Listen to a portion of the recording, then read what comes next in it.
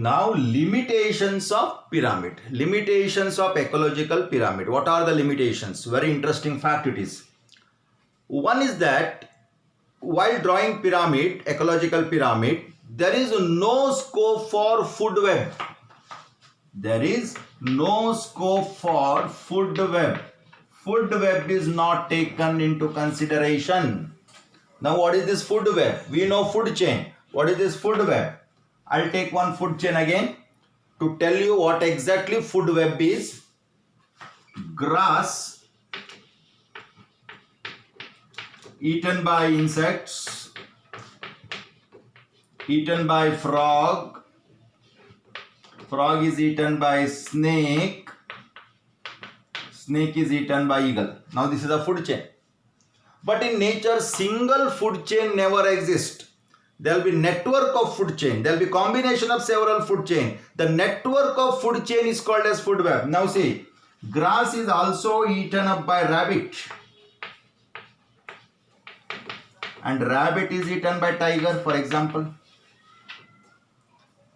Rabbit, it is also caught by some snakes. Very huge snakes. Rabbit is also eaten by eagle. Grass is eaten by insect. Insect is also eaten by some lizards. Lizards are caught by snake. Lizards are also caught by eagle. See now, so many food chain. First food chain, second, third, fourth, fifth, sixth. Like this, there will be an n number of food chain, and together this network is called as food web.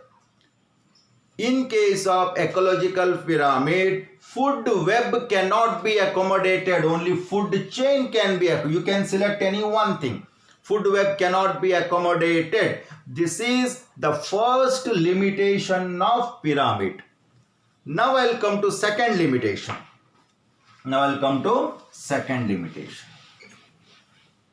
Again I have to draw the food chain now. Grass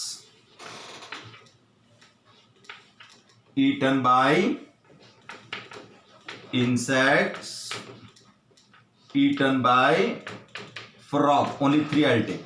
Okay. Now grass, they are producers. Insects, I'll take it as herbivores.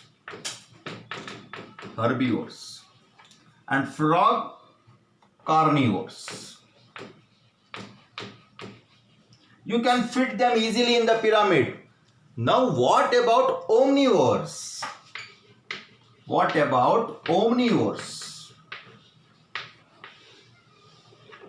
Omnivores are the organism which feed both on plant and animal.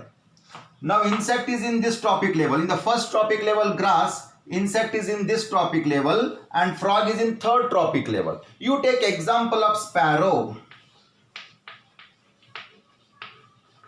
The small bird, you know that sparrow, it's a common bird. Sparrow feeds on plant product. It can eat wheat or the food grains. Okay, it feeds on plant. At the same time, it feeds on insect also. So they are herbivores as well as carnivores, and we call such group as omnivores. Now they occupy this trophic level as well as this trophic level. When it starts eating insect, it occupies third trophic level. And when it totally depends on plant, it occupies the second trophic level. So there is no place for omnivores in the pyramid.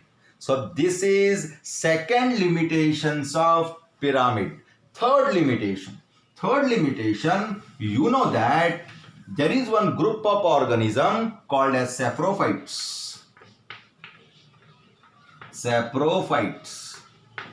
What are saprophytes? The organism which derive their food from dead and decaying matter. Maybe earthworm, okay, or some other fungi, okay, which get their food from decaying matter are called as saprophytes. Mushroom, saprophytes. For saprophytes, there is no place in the ecological pyramid. So this is another drawback or limitations of pyramid. I'll repeat. The three limitations of pyramid are: first one, food chain is not taken into consideration. There is no place for omnivores.